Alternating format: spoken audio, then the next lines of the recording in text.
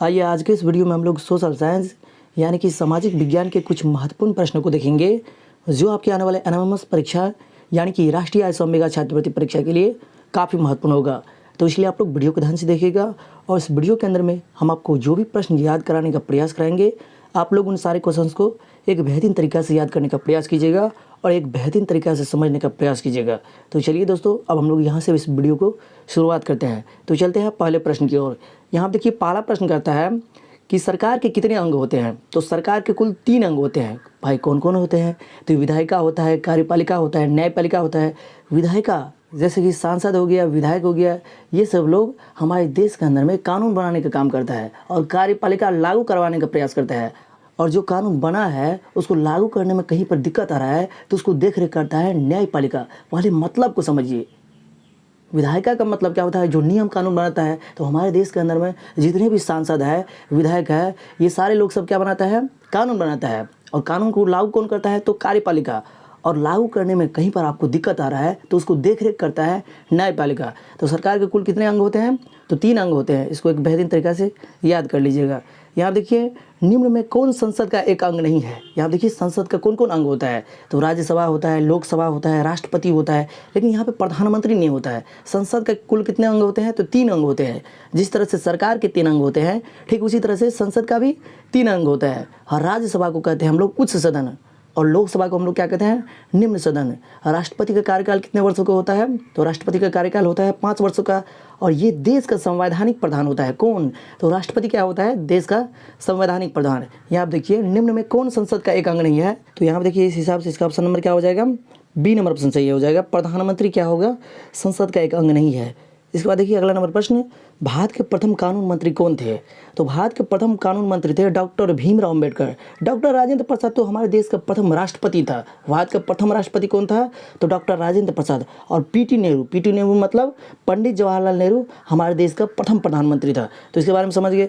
इसके बाद देखिए निम्न में किस पर दल बदल कानून लगता है? तो दल बदल कानून लगता है सांसद एवं विधायक पर। यदि आप लोग दल बदल कानून नहीं जानते हैं कि आखिर दल बदल कानून कहते किसको है तो आप लोग यूट्यूब पे सर्च कर लीजिए दल बदल कानून क्या है, GKS स्टडी सेंटर। तो वहाँ से आपको वीडियो मिल जाएगा और उस वीडियो को आप लोग एक बेहतरीन तरीक़ा से देख लीजिएगा क्योंकि बात को समझना जरूरी है। अब मान कर चलिए यहाँ पे क्वेश्चन आ गया निम्न में किस पर दल बदल कानून लगता है, तो सिर्फ हम लोग यहाँ पर रट लेंगे सिर्फ इतना ही, सांसद एवं विधायक पर दल बदल कानून लगता है। लेकिन दल बदल कानून है क्या, इसके बारे में हमारे पास जानकारी नहीं है तो पढ़ के क्या फ़ायदा होगा। तो सारी चीज़ों के बारे में कंसेप्ट को एक बेहतरीन तरीक़ा से समझना है। समझ गए ना? तो दल बदल कानून का मतलब यहाँ आप समझिए, जब कोई एक पार्टी अपने पार्टी को छोड़कर दूसरे पार्टी में ज्वाइन कर लेता है तो इसे ही हम लोग कहते हैं दल बदल। और इसी दल बदल को रोकने के लिए एक कानून लाया गया जिसे हम लोग कहते हैं दल बदल कानून। आप लोग उस वीडियो को देख लीजिएगा ना, नहीं तो यहाँ पे हम समझाएंगे ना तो बार बार उसी बात को समझाते हैं ना, थोड़ा समय लग जाता है, ज़्यादा जाता है, वीडियो लंबा हो जाता है। आप लोग यूट्यूब पर 100% सर्च करके देख ही लीजिएगा कि ये दल बदल कानून कहते किसको है। 3 नंबर का ऑप्शन सही हो जाएगा। ए नंबर ऑप्शन सही। भारत के प्रथम कानून मंत्री कौन थे? तो डॉक्टर भीमराव अम्बेडकर। फिर इसके बाद निम्न में किस पर दल बदल कानून लगता है? तो सांसद एवं विधायक पर। पूना समझौता कब हुआ था? तो पूना समझौता हुआ था 1932 ईस्वी में। भाई किसके बीच में हुआ था? तो महात्मा गांधी और भीमराव अम्बेडकर के बीच में हुआ था। महात्मा गांधी और भीमराव अम्बेडकर के बीच में पूना समझौता हुआ था। कितने ईस्वी में भाई? तो 1932 ईस्वी में। इन सारे क्वेश्चंस को आप लोग याद करते जाइएगा। इसके बाद आइए अब हम लोग अगले नंबर प्रश्न की ओर चलते हैं। सत्यार्थ नामक पुस्तक की रचना किसने किया? तो सत्यार्थ नामक पुस्तक की रचना किया था स्वामी दयानंद सरस्वती ने। तो इसका ऑप्शन नंबर क्या हो जाएगा? बी नंबर ऑप्शन सही। महात्मा गांधी ने तो हरिजन नामक पत्रिका का संपादन किया था। महात्मा गांधी ने जितने भी छोटी छोटी जातियाँ था उसको कहा था हरिजन। उसको क्या नाम दिया था? हरिजन। जब छोटे छोटे लोग को उपहास करता था, उसको मान के चलिए बुरी नज़र से देखता था, तो महात्मा गांधी उसको हौसला बढ़ाते हुए उसको कहा था कि जो भी छोटी नीच जाति को होता है वो हरि के पास होता है, हरि उसको हमेशा चाहता है। हरि का मतलब भगवान विष्णु के बारे में उन्होंने कहा था। जो भी छोटी छोटी नीच जाति है, जिसको लोग उपहासता है, जिसको लोग एक अच्छी दृष्टि से नहीं देखता है, जितने भी छोटी छोटी जाति है जिसको लोग उपहास करता है, जिसको एक अच्छी दृष्टि से नहीं देखता है, वो हमेशा भगवान का प्रिय होता है। इसलिए उन्होंने छोटी छोटी निचली जाति को कहा हरिजन। तुम हरिजन का भक्त हो, तुम हरिजन हो, तुम हरि का भक्त हो, तुम हरि के निकट हो, भगवान के निकट हो। भगवान को वही प्रिय होता है जो हर दृष्टि से क्या होता है? हर दृष्टि से जिसको उपहास करता है, जिसको लोग बुरे गंदे नज़र से देखता है, फिर भी लेकिन वो ठीक रहता है। लेकिन किसी कारण बस गरीबी के कारण से जब उसको तिरस्कार करता है तो वो भगवान को ज़्यादा प्रिय होता है। छोटे छोटे आदमी भगवान के ज़्यादा करीब होता है। उन्होंने कहा था जो लोग तुमको खराब समझता है, जो लोग तुमको उपहास करता है, बुराई करता है, इसका मतलब तुम ये नहीं समझो कि तुम कमज़ोर हो, तुम हरि के भक्त हो। जिसको कोई नहीं देखने वाला रहता है उसको भगवान देखता है। इसलिए तुमको यदि कोई नहीं देख रहा है इसका मतलब समझो तुम हरि के करीब हो, भगवान के करीब हो। भगवान के निकट वही व्यक्ति होता है जिसको कोई देखने वाला नहीं रहता है। ऐसा कहा जाता है ना, जिसको कोई नहीं है तो उसको भगवान है, ऊपर वाला है। तो इसलिए छोटे छोटे जातियों को उन्होंने कहा हरिजन, तुम हरि के भक्त हो, तुम हरि के निकट हो, इसलिए तुम लोग टेंशन मत लो। ये उसकी हौसला को बढ़ाने के लिए, क्योंकि उस समय जो है उसके साथ जो है गलत तरह का व्यवहार किया जाता था ना, समझ गए ना, और आज भी किया जाता है। निम्न में साउथ अफ्रीका के काले राष्ट्रपति थे। तो साउथ अफ्रीका के काले राष्ट्रपति थे नेल्सन मंडेला। तो इसका ऑप्शन नंबर क्या हो जाएगा? सी नंबर ऑप्शन सही। विश्व स्वास्थ्य संगठन का मुख्यालय कहाँ पर है? तो विश्व स्वास्थ्य संगठन का मुख्यालय है जेनेवा, जो कि स्विट्जरलैंड में पड़ता है। तो इसका ऑप्शन नंबर क्या हो जाएगा? ए नंबर ऑप्शन सही। टाटा लौह इस्पात कंपनी की स्थापना कब हुआ था? तो 1907 ईस्वी में। इसके बारे में भाई कौन नहीं जानता है? टाटा लौह इस्पात कंपनी का स्थापना कब हुआ था? तो 1907 ईस्वी में। निम्न में किसे काला हीरा कहा जाता है? वैसे रतन टाटा के बारे में तो आप लोग जानते हो, कितना प्रसिद्ध और कितना महान व्यक्ति है। हर वर्ष जब भी देश के अंदर में कोई भी मुसीबत आती है तो उस समय में देश को आगे बढ़ाने की, देश को जब भी ज़रूरत पड़ती है तो रतन टाटा आगे बढ़कर, जैसे कोरोना काल में भी मदद किया, बहुत सारे रुपया ये दान करता है, समझ गए ना। रतन टाटा सिर्फ अपने देश के अंदर में ही फेमस नहीं है, पूरे विश्व में रतन टाटा का एक अपना पहचान है, क्योंकि उन्होंने जब भी देश के अंदर में मुसीबत आई है उन्होंने सबसे आगे बढ़कर देश को मदद किया है।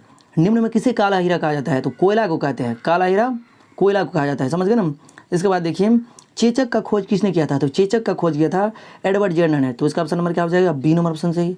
निम्न में किसे भारत का सिलिकॉन वैली कहा जाता है? तो भारत का सिलिकॉन वैली कहा जाता है बेंगलुरु को। तो इसका ऑप्शन नंबर क्या हो जाएगा? बी नंबर ऑप्शन सही हो जाएगा। राज्यपाल का कार्यकाल कितने वर्षों का होता है? तो राज्यपाल का कार्यकाल होता है 5 वर्षों का। तो इसका ऑप्शन नंबर क्या हो जाएगा? सी नंबर ऑप्शन सही हो जाएगा। राज्यसभा के सदस्य का कार्यकाल कितने वर्षों का होता है? तो राज्यसभा के सदस्यों का कार्यकाल यहाँ पर हो जाएगा 6 वर्ष का, समझ गए। राज्यसभा के सदस्य का कार्यकाल कितने वर्षों का होता है? तो 6 वर्ष का होता है। विश्व व्यापार संगठन का मुख्यालय कहाँ है? तो विश्व व्यापार संगठन का मुख्यालय है जेनेवा में। तो उसका ऑप्शन नंबर क्या हो जाएगा? कभी कभी ये भी पूछ देता है विश्व व्यापार संगठन की स्थापना कब हुआ था? तो विश्व व्यापार संगठन WTO, वर्ल्ड ट्रेड ऑर्गेनाइजेशन, और विश्व स्वास्थ्य संगठन को क्या कहते हैं? WHO, World Health Organization. WHO का पूरा नाम क्या है? World Health Organization. और WTO का पूरा नाम क्या है? वर्ल्ड ट्रेड ऑर्गेनाइजेशन, समझ गए हम। विश्व व्यापार संगठन का मुख्यालय जेनेवा में है और इसकी स्थापना हुआ था 1995 ईस्वी में। ग्रैंड ट्रंक रोड का निर्माण किसने किया? तो ग्रैंड ट्रंक रोड का निर्माण किया था शेरशाह सूरी ने। तो इसका ऑप्शन नंबर क्या हो जाएगा? बी नंबर ऑप्शन सही हो जाएगा। टीपू सुल्तान के पिता का नाम क्या था? तो टीपू सुल्तान के पिता का नाम था हैदर अली। तो इसका ऑप्शन नंबर ए हो गया। रेगुलेटिंग एक्ट अधिनियम कब पारित हुआ था? तो रेगुलेटिंग एक्ट पारित हुआ था 1773 ईस्वी में। तो इसका ऑप्शन नंबर क्या हो जाएगा? सी नंबर ऑप्शन सही हो जाएगा। भारतीय संविधान दिवस कब मनाया जाता है? तो ये भारतीय संविधान दिवस मनाया जाता है 26 नवंबर को। वैसे इससे पहले 2-3 को जो वीडियो आया है रविवार के दिन, जो हमने पूछताछ की है बच्चे से, सारे बच्चे जो हमारे ऑफलाइन में जो भी पढ़ता है, तो उस वीडियो के अंदर में ये सारे क्वेश्चन पर चर्चा किए हैं। तो यदि आप लोग उस वीडियो को नहीं देखे हों जिसमें बच्चे से पूछताछ किए हैं तो उस सारे वीडियो को भी आप लोग देख लीजिएगा, बहुत फ़ायदा मिलेगा। सूचना का अधिनियम कब लागू हुआ? तो सूचना की अधिनियम बना था 2005 ईस्वी में। तो इसका ऑप्शन नंबर क्या हो जाएगा? ए नंबर ऑप्शन सही हो जाएगा। कोणार्क का सूर्य मंदिर किस राज्य में स्थित है? तो कोणार्क का सूर्य मंदिर है उड़ीसा में। तो इसका ऑप्शन नंबर क्या हो जाएगा? सी नंबर ऑप्शन सही हो जाएगा। पानीपत की प्रथम लड़ाई लड़ी गई थी तो 1526 ईस्वी में। तो इसका ऑप्शन नंबर क्या हो जाएगा? ए नंबर ऑप्शन सही हो जाएगा। हल्दी घाटी किसके लिए प्रसिद्ध है? हल्दी घाटी का युद्ध हुआ था ना 1576 ईस्वी में। तो इसका ऑप्शन नंबर बी हो जाएगा। लाल किला का निर्माण किसने कराया? तो लाल किला का निर्माण किया था शाहजहां ने। तो इसका ऑप्शन नंबर क्या हो जाएगा? ए नंबर ऑप्शन से हो जाएगा। ज्योतिबा फुले किस रूप में जाने जाते हैं? तो समाज सुधारक के रूप में जाने जाते हैं। तो इसका ऑप्शन नंबर क्या हो जाएगा? सी नंबर ऑप्शन सही हो जाएगा। इसके बाद देखिए भारतीय संविधान सभा के अस्थायी अध्यक्ष कौन थे? तो भारतीय संविधान सभा के अस्थायी अध्यक्ष थे डॉक्टर राजेंद्र प्रसाद। भारतीय संविधान सभा के अस्थायी अध्यक्ष कौन थे? तो डॉक्टर राजेंद्र प्रसाद। तो इसका ऑप्शन नंबर क्या हो जाएगा? इसका ऑप्शन नंबर हो जाएगा सी नंबर ऑप्शन सही।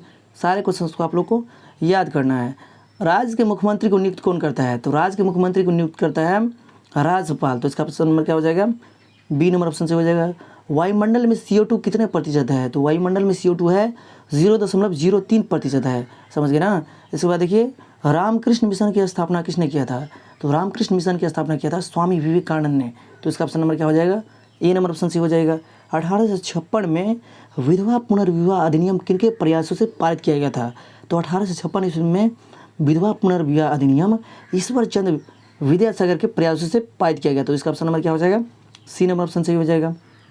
इसके बाद देखिए 1857 की क्रांति के समय भारत के गवर्नर जनरल कौन थे? तो लॉर्ड कैनिंग थे। 1857 की क्रांति के समय भारत के गवर्नर जनरल कौन थे?